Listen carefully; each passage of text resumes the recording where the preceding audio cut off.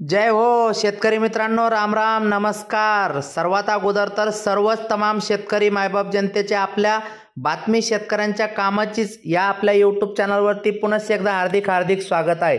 जवळपास तब्बल 25 दिवसानंतर कांदा उत्पादक शेतकऱ्यांसाठी आली आहे सर्वात आनंदाची बातमी। ती बातमी सुद्धा आपण या व्हिडिओच्या माध्यमातून जाणून घेणार आहोत। त्याचबरोबर शेतकरी मित्रांनो, खास करून आज दुपारनंतरचे सर्वच बाजार समितीचे कांद्याचे बाजारभाव आपण जाणून घेणार आहोत, तर अवश्य व्हिडिओ शेवटपर्यंत बघा।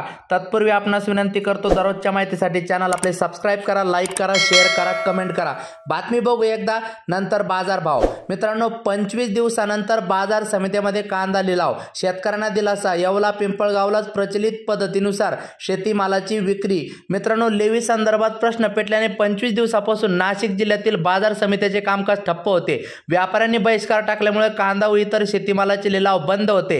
सहकारी विभागाने व्यापाऱ्यांना कारवाईचा इशारा दिल्यानंतरही व्यापारी ऐकण्याच्या स्थितीत नव्हते। सर्व स्तरावर ओरड झाल्याने व्यापाऱ्यांनी अखेरीस सोमवारपासून दिनांक 22 बंद मागे घेण्याचा निर्णय घेतला। त्यामुळे नांदगाव, मनमाड वगळता इतर बाजार समित्यांमध्ये शेतीमालाची विक्री सुरू झाल्याची माहिती सहकारी विभागातील अधिकाऱ्यांनी दिली। मात्र नोंदणीकृत 2700 हमाल मापारी कामगारांना व्यापाऱ्यांनी कामावर घेतला नसल्याचा दावा माथाडी ट्रान्सपोर्ट आणि जनरल कामगार युनियनचे वेगळ्याने माहिती सांगितली। मित्रांनो, सकाळपासून बाजार समितीमध्ये कांदा घेऊन आलेले ट्रॅक्टर लिलावासाठी रांगेत उभे होते। पहिल्या दिवशी कांद्याला कमीत कमी 1101 ते सरासरी 1360चा भाव मिळाला। नाशिक कृषी उत्पन्न बाजार समितीत कांदा व इतर मालाची लिलाव प्रक्रिया सुरूच होती।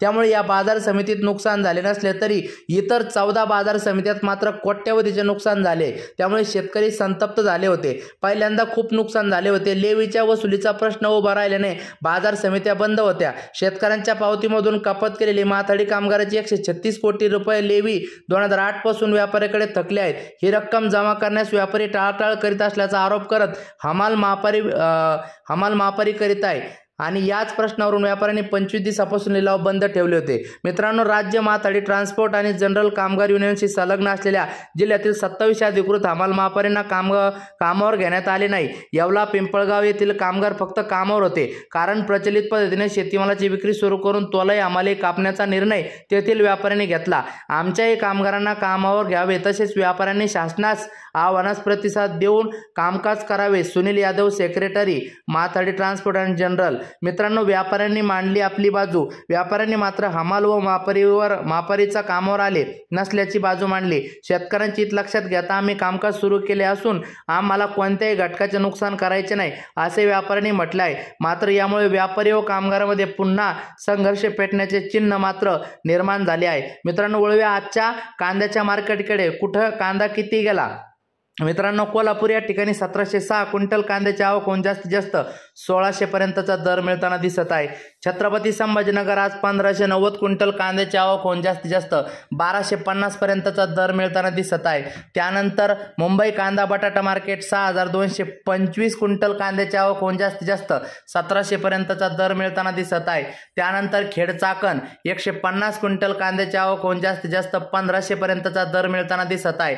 त्यानंतर पुढील बाजार समिती सातारा 226 क्विंटल कांद्याची आवक होऊन जास्तीत जास्त या ठिकाणी 1500 पर्यंतचा दर मिळताना दिसत आहे।